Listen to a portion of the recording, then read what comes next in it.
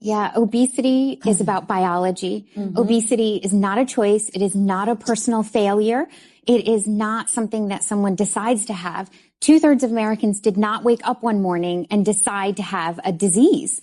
And I think understanding that obesity is a disease starts to shift. So this is what I wanted everybody to know, that all these years I thought I was overeating. I was standing there with all the food noise. I thought that that was because of me and my fault. Now I understand that if you carry the obesity gene, if that is what you have, that is what makes you overeat. You don't overeat and become obese. Obesity causes you to overeat.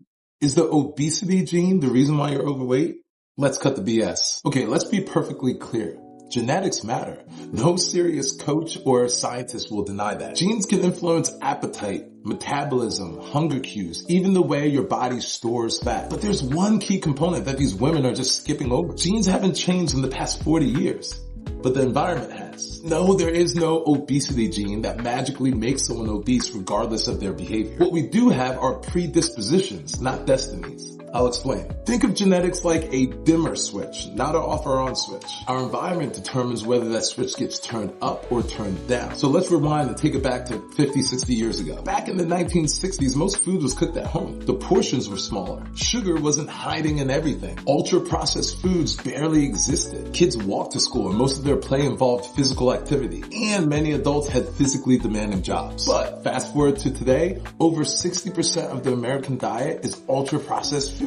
Food is designed to be delicious and to override fullness cues. We sit down today more than any other generation before us. We have technology, phones, cars, remote controls, food delivery services. It makes it so much easier to live a sedentary life. So let me ask you this silly question. Did America suddenly get hit with a genetic mutation in the 1980s? Or did our food system and our lifestyle drastically change since then? And if I were to give you my personal opinion on who the biggest culprit is, it's the ultra-processed foods. These foods just don't have more calories. They mess with hunger hormones, blood sugar, and they reward pathways to the brain, almost making some of these foods addictive. It isn't even necessarily a willpower issue. It's an environmental trap. But, and this matters, being in a tough environmental trap does not mean we are powerless to it. Now, I'm not just here to bash Oprah and these women on The View, but I do believe that their message is dangerous because this isn't about a compassion thing. It's about the implication that your health is out of your hands. Because if obesity and being overweight is all genetic, why try? Why change your habits? Why learn nutrition? Why move more? Their message is not empowering. It's a dead end. We have to get out of the mindset that accountability is blame. It's not. It's ownership. You didn't choose the food system. You didn't choose modern technology. You didn't choose your genetics, but you do choose what you eat most of the time, how often you move,